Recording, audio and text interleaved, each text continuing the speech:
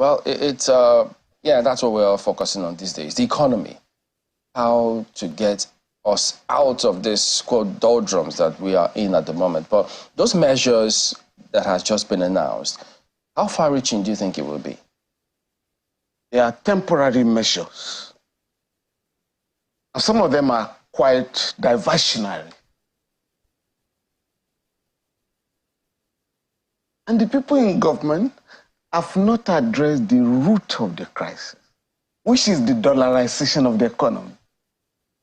Whatever palliatives that are announced will be eaten up by the dollarization of the economy. And you're not in control. As long as these guys in government are not prepared to strengthen the naira, to make the naira the only legal tender in Nigeria, you are not going to go far. And I mean, speaking from a legal perspective, I've had to sue the Central Bank of Nigeria, the Federal High Court, because Section 16 of the Central Bank Act provides, or has imposed a duty on the Central Bank to fix and determine the rate of the naira vis-a-vis other currency. So there is no provision for floating the naira. No, there's no provision. It's illegal. To say, oh, the value of the naira will be determined by market forces. That is not there in the law. It's not an economic principle that they're adopting? No. Section 20 of the Central Bank Act provides that the only legal tender in Nigeria shall be, Section 20, subsection 1, the currency notes issued by the Central Bank, only the naira. Section 20, subsection 5 provides anybody who spends any other currency in Nigeria without the approval of the Central Bank has committed an offense and shall be prosecuted. The penalty is 6 months imprisonment. So you ask yourself, why does a government, a Nigerian government, allow properties to be sold in dollars, rents to be collected in dollars, some school fees to be paid in dollars, and everybody looking for dollars? You want to go to Mecca and Jerusalem, even to pray weekly in Mecca, you look for dollars. Everybody attending conferences abroad, you look for dollars. Estaco. So there's so much pressure on the dollar. All manners of goods. You look for dollars to import them, including goods that are produced in Nigeria. So if the government is desirous to address the distortions in the economy, I have to say, sorry, what is my business with dollars in Nigeria? In fact, if I had my way, and I've said it on this forum before, I will sell oil in naira. Because it's ridiculous for you as a country to sell your product in dollars. Now, you now have to change dollars to naira to distribute monthly. So these are the problems. So for me, the government is not addressing this problem.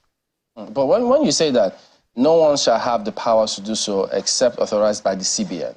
So if CBN then authorizes a chunk of those other transactions, it means that we are within the law. The government has never, the Central Bank has never authorized. When I took up the suspended Central Bank government, I think in 2015 or 2016, why are you allowing it? Came out publicly. You can Google. Nobody is authorized to spend dollars in Nigeria. And that is the position of the law.